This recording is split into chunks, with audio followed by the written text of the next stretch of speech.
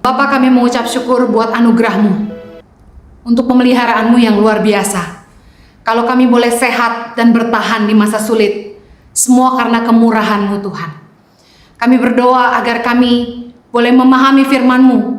Berikanlah hikmat dan wahyu. Ajari kami Tuhan untuk menghidupi firman-Mu, supaya nama-Mu dipermuliakan dalam hidup kami. Tolong hamba-Mu, karena sungguh tanpa Engkau hamba tidak mampu. Di dalam nama Yesus kami berdoa. Amen. Hari ini saya akan menyampaikan firman Tuhan dengan tema pilihanmu, masa depanmu. Tahukah Anda bahwa pilihan-pilihan kita yang akan membawa kita kepada masa depan kita? Galatia 6 ayat yang ke-7 berkata begini, jangan sesat, Allah tidak membiarkan dirinya dipermainkan. Karena apa yang ditabur orang, itu juga yang akan dituainya. Apa yang kita tabur dalam hidup kita, bagaimana kita menggunakan waktu kita, bagaimana kita menggunakan kekuatan kita, bagaimana kita memanfaatkan setiap kesempatan yang Tuhan berikan dalam hidup kita, akan membawa kita kepada tempat di mana kita akan berada suatu hari nanti. Tempat di mana Anda berdiri hari ini adalah hasil dari taburan-taburan Anda di masa lalu. Pilihan-pilihan kita di masa lalu yang membawa kita berada di tempat di mana kita berdiri hari ini. Ada konsekuensi yang menyertai setiap keputusan yang kita ambil. Kenapa kita harus hati-hati dalam membuat keputusan dalam hidup ini? Karena untuk setiap keputusan yang kita buat dalam hidup kita, kita harus menanggung konsekuensi di kemudian hari. Tahukah Anda bahwa hidup ini pilihan? Dari bangun tidur kita sudah punya banyak pilihan. Apa yang kita mau kerjakan lebih dahulu, dan lalu apa yang kita mau lakukan hari itu. Hidup ini tentang pilihan. Dengan siapa kita mau menikah, dengan pekerjaan apa yang kita mau kerjakan, bisnis apa yang kita mau mulai, semuanya tentang pilihan. Lulus SMA, kita harus memilih jurusan untuk kuliah. Lalu kita akan memutuskan mau bekerja di mana. Hidup ini selalu penuh dengan pilihan. Bijaksanalah dalam menentukan pilihan-pilihan hidup kita, karena keputusan-keputusan kita akan menghantar kita kepada masa depan kita. Ada orang yang berkata bahwa jalan hidup yang salah adalah bagian dari rencana Allah. Saya mau katakan begini, bahwa Tuhan itu punya rencana yang baik bagi setiap kita. Tapi keputusan kita sendirilah yang menentukan apakah kita akan sampai kepada tujuan-tujuan Tuhan bagi kita masing-masing. Yeremia 29 ayat 11 berkata, sebab aku ini mengetahui rancangan-rancangan apa yang ada padaku mengenai kamu. Demikianlah firman Tuhan, yaitu rancangan damai sejahtera dan bukan rancangan kecelakaan, untuk memberikan kepadamu hari depan yang penuh harapan. Saya percaya Tuhan tidak pernah merancangkan yang buruk bagi setiap kita. Tapi kalau kita sampai dalam perjalanan hidup yang buruk, itulah adalah merupakan hasil dari taburan kita di masa lalu. Ada beberapa orang yang mengalami hal-hal yang tidak diinginkan di luar dari kendalinya. Tapi itu juga merupakan perbuatan orang lain terhadap dia. Taburan orang lain terhadap dia bukan kehendak Tuhan bagi dia. Salah sekali ketika orang menyalahkan Tuhan, ketika ada sesuatu yang buruk terjadi dalam hidupnya. Entah karena perbuatannya sendiri, keputusan yang dia ambil, atau perbuatan orang lain yang dilakukan terhadap dia. Saya tidak percaya bahwa apa yang buruk itu datang dari Tuhan. Ada yang berkata, kesalahanku seizin Tuhan.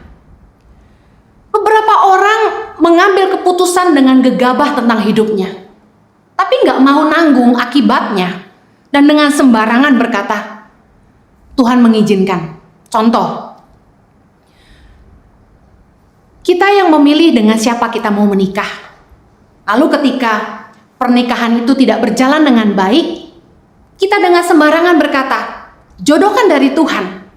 Tuhanlah yang mengirimkan kepada saya suami yang seperti ini dan istri yang seperti itu. Padahal saya mau katakan begini, Tuhan kita adalah Tuhan yang memberikan kehendak bebas kepada kita. He is the God of free will. Tuhan tentu berupaya untuk memberitahu kita kehendaknya, rancangannya melalui firman-Nya. Tapi keputusan kitalah apakah kita mau menghidupi itu dan apakah kita percaya kepada janjinya. Banyak orang mengambil keputusan tanpa berdoa. Mengambil keputusan meskipun dia tahu itu bertentangan dengan kebenaran. Lalu ketika dia stres dengan masalah hidupnya, ketika hutang menumpuk, ketika pernikahan tidak bahagia, dan lain sebagainya, mulai menyalahkan Tuhan. Dengan berkata, Tuhan yang mengizinkan saya mengalami semuanya. Hati-hati untuk membuat sebuah statement demikian. Karena Yeremia 17 ayat yang 10 berkata begini, Aku Tuhan yang menyelidiki hati, yang menguji batin untuk memberi balasan kepada setiap orang setimpal dengan tingkah langkahnya, setimpal dengan hasil perbuatannya. Kalau kita sampai di tempat yang salah hari ini, saya pastikan bukan rencana Tuhan Anda ada di tempat itu, tapi Tuhan mengizinkan untuk Anda belajar dari kesalahan Anda. Tentu banyak yang mengalami kejadian-kejadian tragis dalam hidupnya dan berpikir, Tuhan ada di mana dan kenapa Tuhan izinkan semuanya terjadi. Saya mau beritahu begini, banyak hal-hal yang kita nggak bisa jelaskan. Kenapa begini dan kenapa begitu. Tapi saya pastikan, apapun masalah yang Anda dan saya alami hari ini, baik dan buruk, Tuhan sanggup memulihkan kita. Dan Tuhan sanggup menggunakan masa lalu kita yang buruk, penderitaan yang pernah kita alami, untuk menjadi kekuatan bagi hidup kita. Kita punya kesempatan untuk menggunakan luka menjadi kekuatan bagi kita. Dengar baik, jangan sembarangan buat keputusan, karena kita harus menanggung setiap perbuatan dan keputusan yang kita ambil dalam hidup kita. Sadarilah untuk setiap keputusanmu diikuti oleh konsekuensi atau akibat. Apa yang harus kita lakukan supaya kita tidak membuat keputusan-keputusan yang salah? Saya ingin share 5 hal tentang penyebab keputusan yang salah. Keputusan yang salah itu disebabkan oleh yang pertama, ketidakmengertian. Amsal 19 ayat yang kedua berkata begini, tanpa pengetahuan kerajinan pun tidak baik. Orang yang tergesa-gesa akan salah langkah. Firman Tuhan mengajar kita bahwa begini, tanpa pengetahuan kerajinan pun tidak baik. Artinya rajin tapi bodoh itu tidak baik. Orang yang bertindak tanpa pengertian, melakukan sesuatu tanpa memahami dahulu. Seperti kebanyakan orang kalau beli alat elektronik, pasti disertai dengan manual book. Tapi kebanyakan orang seperti saya malas baca manual book. Dan apa yang kita lakukan? Kita coba-coba pasang dan nyalakan. Sampai mentok gak bisa nyala, baru kita baca manual booknya. Satu hari saya beli air diffuser, yaitu untuk pelembab udara di rumah. Saya lihat di gambarnya ada lampunya. Ketika saya isi air dan saya pencet tombol power, yang keluar cuma asap-asap uap air, tapi lampunya tidak menyala. Saya langsung berpikir, waduh, barangnya rusak. Kemudian saya ingat, saya harus baca manual booknya. Begitu saya buka manual booknya, ternyata tombol power itu harus dipencet 1,5 detik, baru menyala lampunya bersama dengan uap airnya. Kalau hanya sekali tekan saja, hanya keluar uap airnya. Seringkali dalam hidup ini kita juga begitu. Kita mengambil keputusan yang salah, bertindak salah karena kita tidak mengerti. Tanpa pengetahuan, kerajinan pun tidak baik. Contoh, ada pegawai saya yang rajin sekali. Rajinnya minta ampun. Dia rajin cuci pakaian. Tapi satu masalahnya, sering melunturkan pakaian saya. Kelihatannya rajin, tapi kalau tidak ngerti cara mengerjakan pekerjaannya, hasilnya tidak baik. Percuma rajin nyuci pakaian, tapi kalau luntur semua pakaiannya, saya hanya bisa memaafkan saja. Tapi dengar baik, jangan pernah membuat keputusan, apalagi tindakan, sebelum Anda benar-benar mengerti kebenaran. Sebelum Anda benar-benar memahami apa yang Anda harus lakukan. Sangat disayangkan ketika orang tidak ngerti bahwa pernikahan itu seumur hidup. Bahwa bagaimana orang menghidupi pernikahan itu, konflik-konflik di dalamnya yang dimana mereka harus belajar untuk saling mengerti dan menerima, itu persiapannya tidak mudah. Tapi sayangnya orang lebih fokus kepada persiapan pesta pernikahan yang hanya 1 malam.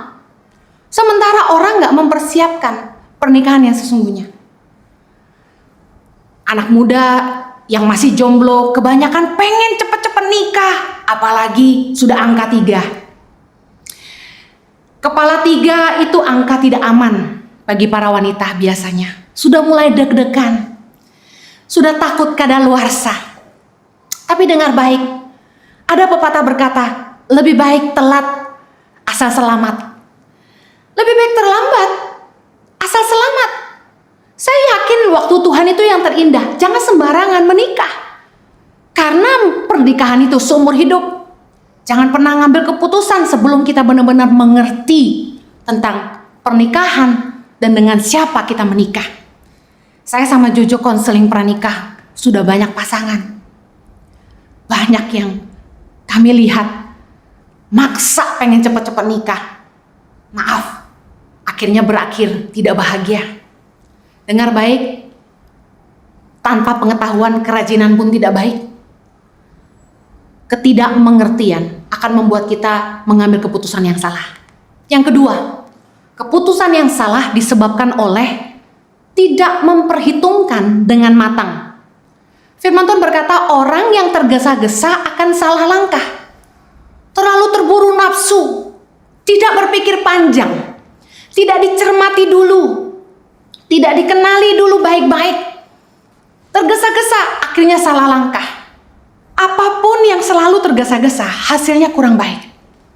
Dengar baik, jangan pernah tergesa-gesa mengambil keputusan. Kalau ada sales yang mendesak Anda mengambil keputusan cepat-cepat untuk beli saat itu juga, Anda patut curiga. Kalau ada orang yang mendesak Anda untuk buru-buru nikah, Anda patut curiga. Keadaan yang memaksa Anda untuk membuat keputusan yang cepat. Tentu ada keadaan yang kita tidak bisa hindari. Contoh, anak sakit, kita harus mengambil keputusan cepat. Apa yang harus saya lakukan? Saya teringat waktu saya melahirkan anak kembar saya berusaha melahirkan anak saya secara normal. Tapi sayangnya Chloe Zoe ketika dalam kandungan saya, mereka harus dilahirkan lebih awal, 7,5 bulan prematur. Dan dokter berusaha memberikan induksi sebanyak 2 kali, tapi saya tidak mules-mules. Akhirnya mereka putuskan, tim dokter putuskan untuk memecahkan air ketuban saya. Perut langsung terasa mules luar biasa. Lalu begitu air ketuban saya pecah, ternyata jantung Chloe detaknya langsung turun. Turun sampai di angka 60, dan dalam hitungan menit saya harus putuskan bahwa saya mau dioperasi sesar atau tetap maksa normal. Dengan catatan akan ada resiko saya akan kehilangan Chloe. Tanpa pikir panjang, hitungan detik saya tanda tangan. Puji Tuhan saya melahirkan di Australia sehingga prosesnya begitu cepat. Saya dalam 5 menit selesai saya tanda tangan, saya sudah dipersiapkan untuk masuk ruang operasi. Dokter, para perawat semuanya begitu sigap. Semua dokter sudah siap. Dalam menit ke-10 saya sudah selesai operasi. Luar biasa cepatnya. Tapi dokter begitu cepat karena jantung Chloe turun menjadi lemah. Saya bersyukur dalam keadaan-keadaan yang begitu mendesak, Tuhan menolong untuk memberi hikmat mengambil keputusan yang tepat. Tapi dalam hal ini firman Tuhan mengajar kita, selain untuk hal-hal kritikal seperti hidup dan mati, kita tidak boleh tergesa-gesa. Kita harus memperhitungkan dengan matang. Jangan terburu nafsu. Contoh, ada orang-orang yang ingin memulai usaha, terlalu terburu nafsu karena diiming-iming sama teman akan keuntungan yang luar biasa. Fantastis angkanya, langsung ceroboh, gak berhitung, gak pikir panjang, jual aset, join bisnis, tanam uang di situ. Apa yang terjadi? Habis semuanya. Bukan satu, bukan dua, saya sudah lihat banyak. Orang-orang yang terlalu terburu nafsu, orang yang tergesa-gesa, itu biasanya salah langkah. Keputusan yang salah, yang ketiga, disebabkan oleh tidak takut akan Tuhan. Keputusan hati yang tidak didasari takut akan Tuhan, hanya dikuasai nafsu, keinginan, dan bahkan kejahatan, membuat orang bertindak sembarangan dengan hidupnya. Sembrono ngambil keputusan, tidak peduli kepada kebenaran. Efesus 5 ayat yang 10 berkata, ujilah apa yang berkenan kepada Tuhan. Saya perhatikan beberapa orang yang terus jatuh bangun dalam dosa, terus bikin kesalahan yang sama, hidupnya nggak berubah-berubah. Udah jatuh 1 kali, jatuh 2 kali, jatuh 3 kali, terus seperti itu. Berhutang nggak bisa berhenti. Saya perhatikan masalahnya cuma satu.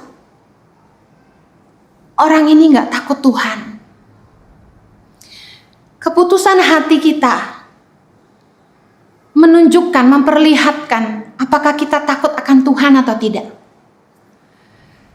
Firman Tuhan berkata dalam Mazmur 25 ayat yang ke-12, siapakah orang yang takut akan Tuhan? Kepadanya Tuhan menunjukkan jalan yang harus dipilihnya. Orang-orang yang takut akan Tuhan itu akan dibimbing Tuhan di dalam hatinya untuk memilih jalan yang harus dipilihnya. Amsal 8 ayat 13 berkata begini, takut akan Tuhan ialah membenci kejahatan. Aku benci kepada kesombongan, kecongkakan, tingkah laku yang jahat, dan mulut penuh tipu muslihat. Kalau kita mau tahu apakah kita hidup takut akan Tuhan atau tidak, mari lihat apakah kita benci kejahatan. Apakah sebaliknya kita rajin berbuat jahat sama orang. Yang kedua, apakah kita sombong? Apakah tingkah laku kita congkak? Yang ketiga, apakah tingkah laku kita jahat dan mulut kita sering menipu orang?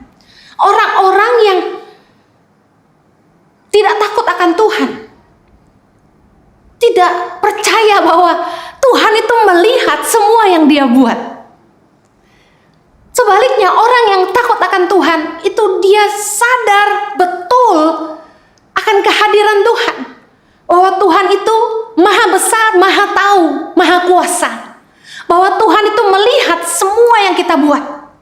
Yeremia 16 ayat 17 berkata, sebab aku mengamat-ngamati segala tingkah langkah mereka, semuanya itu tidak tersembunyi dari pandanganku, dan kesalahan mereka pun tidak terlindung di depan mataku.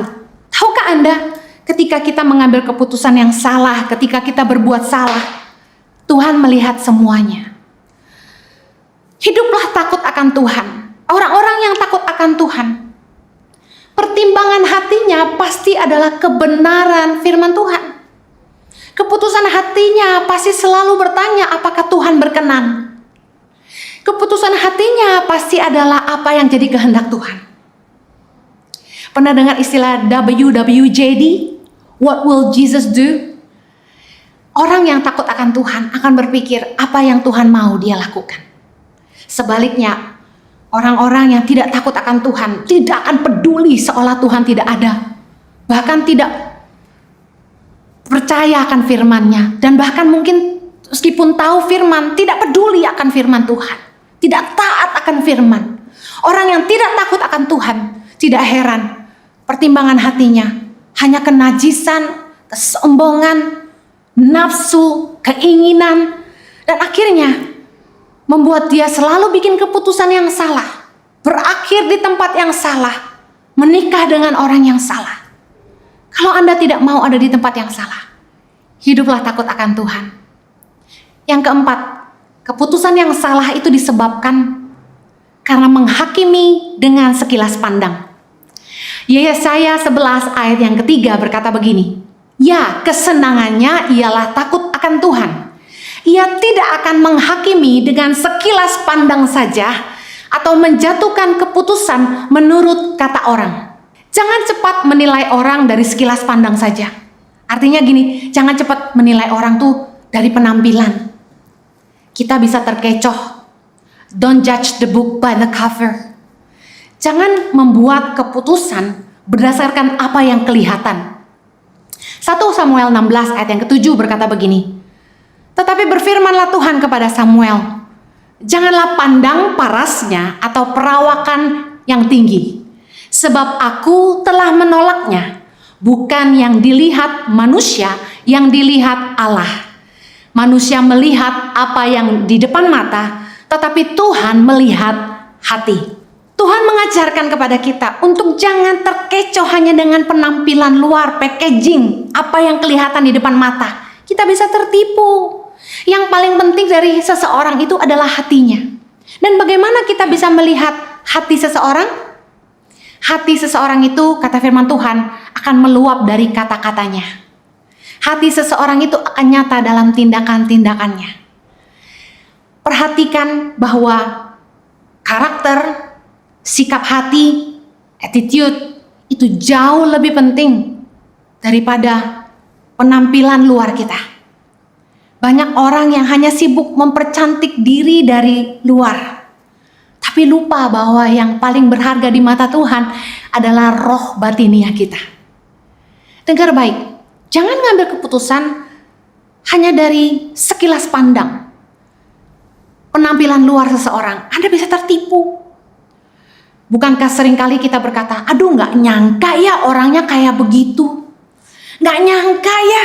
Saya pernah punya pengalaman yang luar biasa. Saya kenal dengan seorang wanita yang kalau ngomong tuh lemah lembut abis. Lembutnya luar biasa. Bahkan kelihatan sangat rendah hati. Ya Ci, aduh rendah hati banget. Gak taunya tidak lama kemudian, setelah sekian tahun saya kenal dia, akhirnya suaminya sampaikan ke saya bahwa istrinya begitu mengerikan. Istrinya kasar, pukul dia, bahkan menista mamanya. Sikapnya kasar, omongannya kasar. Hitungan habis. Bahkan pernah waktu satu kali saya mencoba menasehati mereka ketika mereka punya masalah dalam pernikahan. Istrinya marah sama suaminya, maki-maki suaminya karena menceritakan masalahnya ke saya. Dengar baik, bukankah perkataan janji yang kita berikan itu tidak bisa kita tarik kembali? Contohnya perjanjian bisnis, kerjasama, pernikahan. Harusnya janji itu harus dipegang. Hati-hati mengikat janji dengan siapapun. Membangun kerjasama, apalagi sampai menikah dengan orang yang Anda tidak benar-benar kenal dia siapa. Jangan terkecoh sama penampilan luar, karena akan menjadi jebakan bagi Anda dan akan membuat hidup Anda sengsara. Yang terakhir, keputusan yang salah itu disebabkan oleh menjatuhkan keputusan menurut kata orang, kata firman Tuhan. Yesaya 11 ayat 3 tadi bilang menjatuhkan keputusan menurut kata orang. Listen, don't be a man pleaser. Jangan jadi orang yang hanya mau nyenengin orang lain. Jangan ikut-ikutan kata orang. Misal contoh, Anda mau beli pakaian. Anda bilang Anda suka warna biru, tapi temanmu bilang gini, kamu lebih cocok warna merah. Anda sebenarnya lebih suka warna biru, tapi karena teman-temanmu berkata warna merah lebih cocok, Anda beli warna merah. Itu baru soal baju. Anda beli, Anda bisa tidak pakai, Anda bisa kasih orang lain. Tapi bagaimana dengan pernikahan? Teman-temanmu bilang gini, kasihan dia baik loh, dia cinta loh sama kamu, dia sabar nungguin kamu. Nunggu apa lagi? Dia kaya loh, ganteng loh. Listen up. Jangan bikin keputusan hanya ikut kata orang. Ingat, keputusanmu tanggung jawabmu. Galatia 1 ayat 10 berkata begini. Jadi bagaimanakah sekarang? Adakah ku cari kesukaan manusia atau kesukaan Allah? Adakah ku coba berkenan kepada manusia? Sekiranya aku masih mencoba berkenan kepada manusia, maka aku bukanlah hamba Kristus. Dalam mengambil keputusan dalam hidup kita, jangan bikin keputusan hanya untuk nyenengin orang banyak. Bikin keputusan yang benar, yang sesuai dengan kebenaran firman Tuhan. Sekalipun mungkin orang banyak gak setuju sama kamu, tapi dengar baik. Jangan takut sama orang, karena firman Tuhan berkata takut sama orang itu jerat. Takutlah akan Tuhan. Setiap kita harus bertanggung jawab atas keputusan yang kita ambil dan setiap langkah yang kita buat.